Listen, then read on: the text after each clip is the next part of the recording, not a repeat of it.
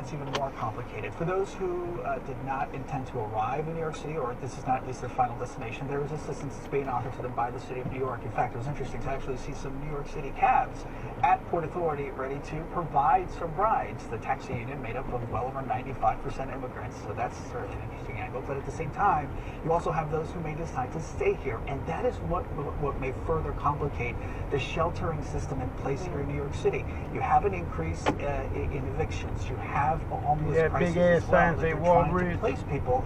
And now you have, as of last Monday, about 4,000 asylum seekers who have turned to New York City's sheltering system. So what you're hearing from city officials here is the city is certainly welcoming immigrants. However, they would like to see more coordination with Governor Greg Abbott, which may be really hard to get, and at the same time help from the White House as well. But what is the governor, Greg Abbott, saying? I mean, yes, he's saying they want to come, but what is he saying in terms of explaining why he's sending immigrants here? Is this really just about trying to score political points or making a political point?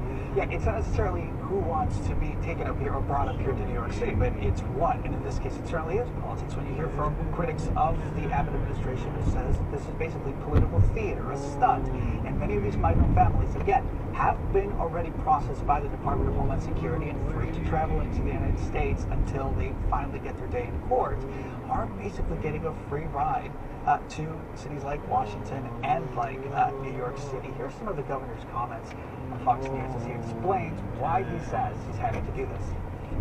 Actually, we should mention, as we may work to get that a little later, he does maintain that it is his plan to hold the Biden administration accountable. He says it is his plan to take the border to places like Washington, D.C. and like New York City as well. So that's what he maintains is the reason for this.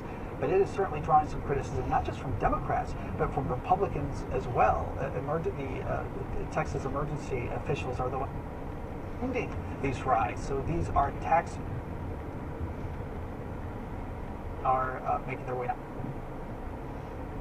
in New York City. Okay, we'll see what happens next. Paul Sandoval, thank you. Delays and cancellations turning U.S. airports into massive waiting rooms. Why can't the airlines keep up with... I'm here live at Reagan National Airport, Anna, and you know, we've seen thousands of cancellations on average over the last few days. We'll explain why airlines are not out of the woods just yet. Right.